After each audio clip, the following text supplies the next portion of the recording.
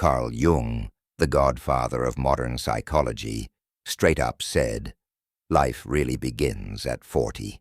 Up until then, you are just doing research."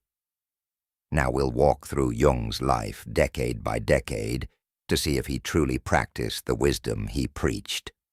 So how did Jung navigate his way toward the 40s, the great psychological rebirth? Let's see. At 19, he started studying medicine and eventually psychology. He kept noticing something odd.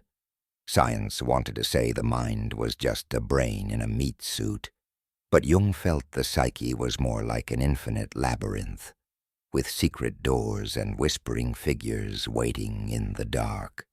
Jung's 20s saw him become the golden boy of psychology.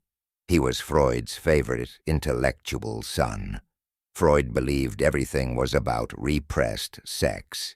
Jung nodded along, but secretly thought there was something much weirder going on. He wanted to talk about symbols, myths, and the ancient forces moving through the human soul. By his late 20s, Jung was gaining fame, but he was also starting to hear the eerie rustling of his own subconscious. The psychological break, aka the necessary madness, was approaching. Right before 40, things got, let's say, intense. Jung had broken up with Freud, a messy divorce, full of theoretical custody battles. He started diving into his own mind with terrifying determination. This is when he had the infamous visions, where mythological figures would literally show up and talk to him. A red-horned entity called Philemon became his personal wise old man. He was sketching mandalas, talking to spirits, and basically doing a one-man shamanic initiation, while still seeing patients. Most people, when they have a midlife crisis, buy a car. Jung? He wrote The Red Book, a glowing handwritten document filled with his hallucinations, prophecies, and encounters with the unconscious. This was him cracking open his own psyche, realizing that the rational ego is just a little candle in the middle of a vast, dark forest. 40 plus, the master of the shadow. By the time Jung hit 40, he had gone through his personal underworld. He emerged not as a rigid professor or a broken man, but as someone who had wrestled the shadow and learned how to live with it. He stopped pretending that humans are just thinking beings and embraced the chaotic mythic reality of the psyche. For Jung, the 40s weren't about decline. They were about becoming real. He had built a persona, achieved success. But it wasn't until he faced his own terrifying depths that he actually became himself. Well, it looks like when he said, "Life really begins at 40. Up until then, you are just doing research." He meant it. Jung saw 40 as the moment when the mask, persona, starts to crack, revealing the weird, untamed creatures of the unconscious lurking underneath. Your 40s are when the shadow, the buried, repressed, slightly feral parts of your soul, starts clawing at the floorboards. Jung didn't see this as a breakdown. He saw it as the beginning of actual integration. Up until now, you've been renting space in your own psyche. Your 40s are when you move in. This is like a spiritual GPS rerouting. And at this point, life throws you a cosmic curveball. The dream career might feel empty. Your old ambitions suddenly taste like cardboard. Jung would tell you this is fantastic news, because now, for the first time, you might actually meet yourself. This is where spiritual rebirth kicks in. It's not soft or glowing. It's wild. A psychological forest fire that burns away the illusions. You stop trying to be the best version of yourself and start being the real version, which, ironically, turns out to be way better. Jung saw life after 40 as alchemy.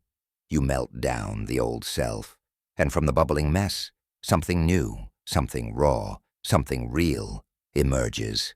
If life were a great cosmic symphony, 40 is the crescendo, the golden center, the axis upon which time turns.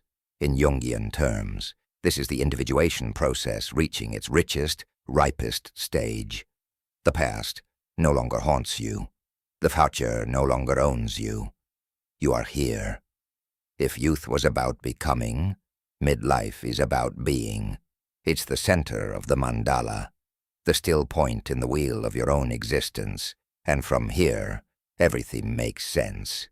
You sense a second birth approaching. But this time, there's no mother, only the great unraveling. Jung, by this point, had pulled back the curtain on his own psyche and found not a clean, ordered self, but a pantheon of voices. The sage, the shadow, the serpent, the alchemist. He wrote to the dead, and they answered. He traced symbols older than language and found himself inside them.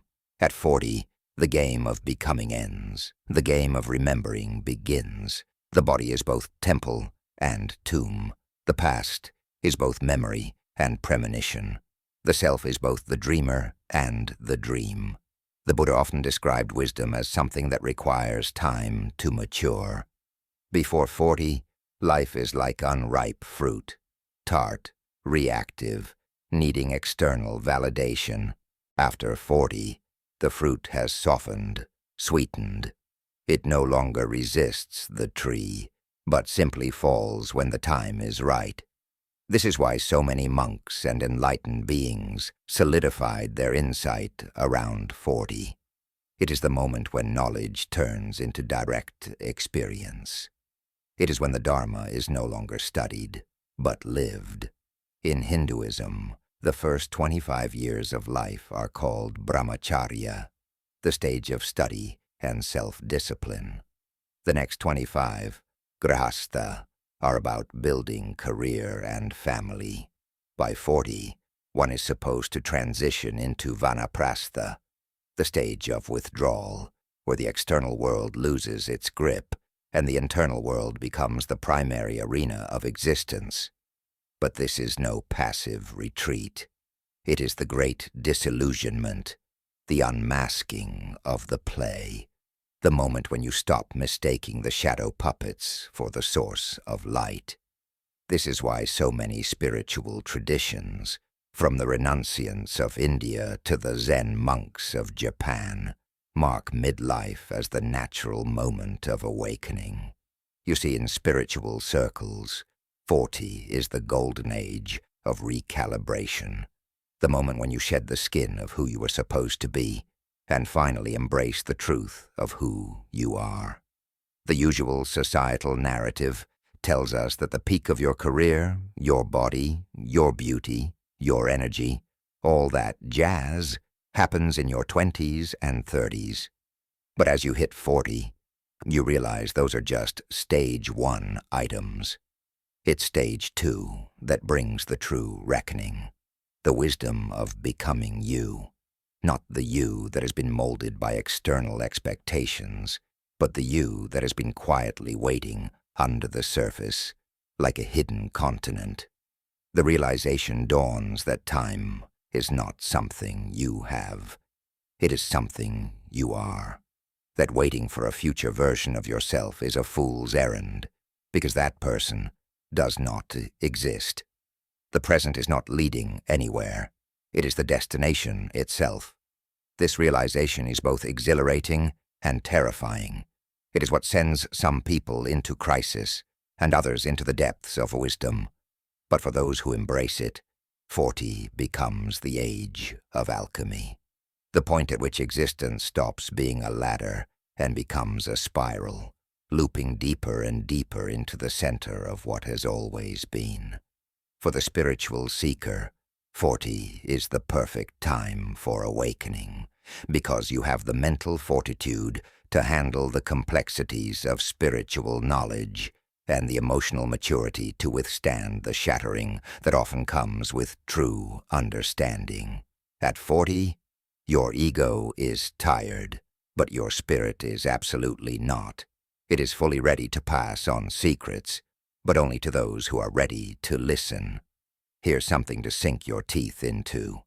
Individuation is not a simple act of self-reflection. It's an alchemical transformation of the self. The goal isn't simply to understand who we are, but to transmute the base, unrefined parts of ourselves into something greater. It's like forging a sword from raw iron. There is a process of refinement and transformation. When you were born, the universe sent you a memo marked highly classified, and now you have the keys to decode your own personal mythos. At 40, you begin to understand the vastness of time, not like a ticking clock, but more like the slow, rhythmic beat of a drum echoing through the halls of history, through Africa and through the Amazon, through the tundra and through the world's forgotten corners.